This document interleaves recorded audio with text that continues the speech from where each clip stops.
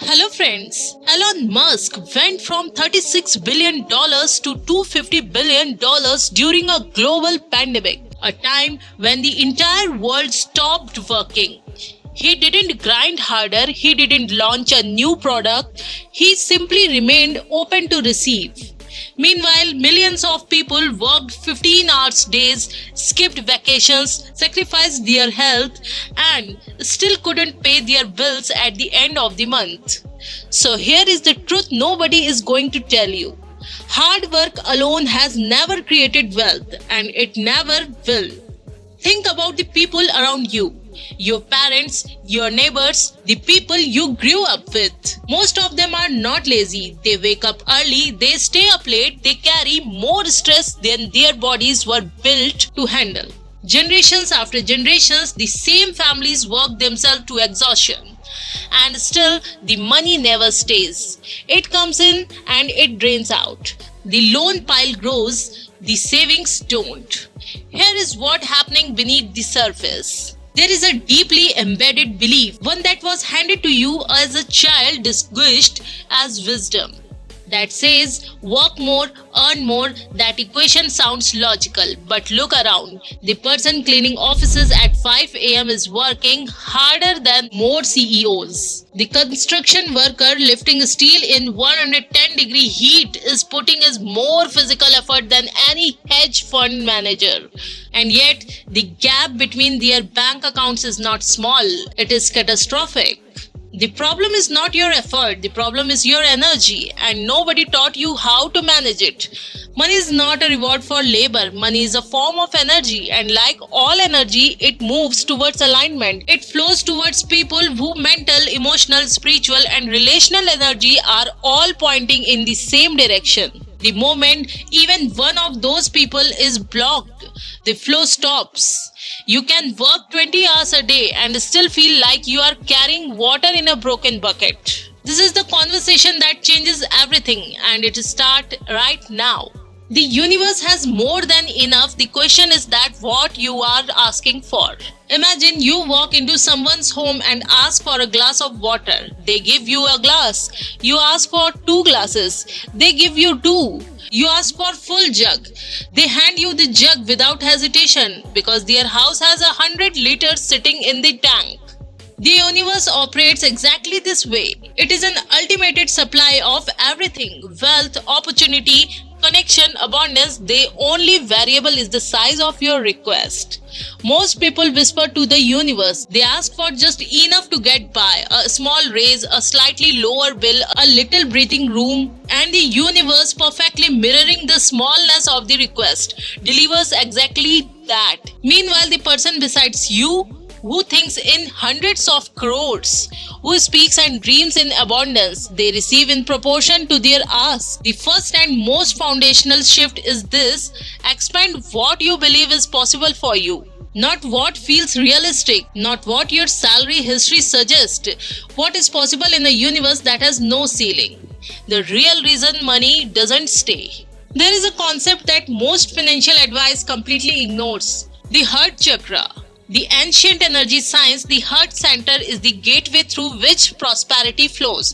When it is closed through fear, grief, resentment, or chronic scarcity thinking, money cannot circulate freely. It enters and immediately escapes like air through a room with no walls. The fastest way to open that channel is not to receive more, it is to give first. This sounds counterintuitive, especially when the bank account is already stretched thin. But here is the principle: when money flows out of you with intention and generosity, you create space, physical and energetic, for more to flow in. The moment you stop to outflow entirely out of fear, you seal the very opening that allows wealth to enter. Even if you are earning a modest income, begin with something small, set aside a consistent amount, however little, and give it without expectation, not as a transaction, not to get something back, as a genuine expression of abundance, because the moment you give from that place, your nervous system receives a message that you are not in scarcity, and that single signal begins to rewrite everything. This is also the reason Why keeping your checkbook next to your investment documents creates a subtle but real internal conflict. One represents giving, money going out, the other represents growing, money staying and compounding. Mixing them in the same space mixes the energies, and your subconscious cannot distinguish between the two. Separate them physically and intentionally.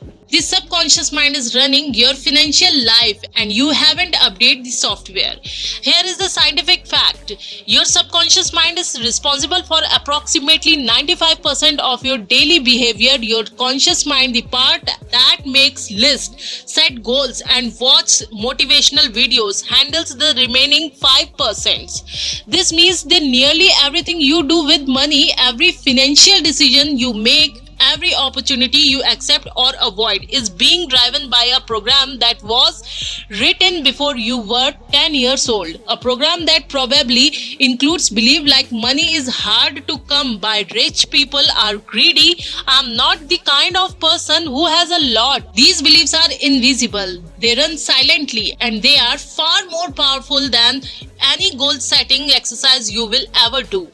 To change your financial reality, you have to reprogram that deeper operating system, and the most effective window to do that is the moments just before you fall asleep.